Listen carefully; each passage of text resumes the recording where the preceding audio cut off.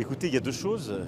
La première, le président s'est exprimé il y a quelques minutes pour dire qu'il y avait des discussions qui étaient en cours, ce qui est une bonne chose. Et donc si les États-Unis d'Amérique peuvent obtenir un cessez-le-feu, c'est une très bonne chose. Et la France le soutiendra et nous le souhaitons. Il est absolument essentiel que toutes les frappes de part et d'autre qui se font contre des infrastructures énergétiques, administratives, culturelles et encore plus contre la population civile cessent. Rien ne les justifie, rien.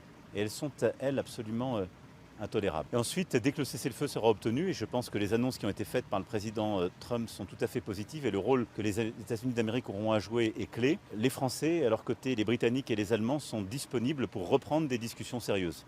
Discussions que nous n'avons jamais cessées. Est-ce qu'il y a une nouvelle offre de négociation américaine? Est-ce qu'elle comporte par exemple la possibilité d'une rencontre entre Trump et le président iranien? Écoutez, c'est ce que en Turquie?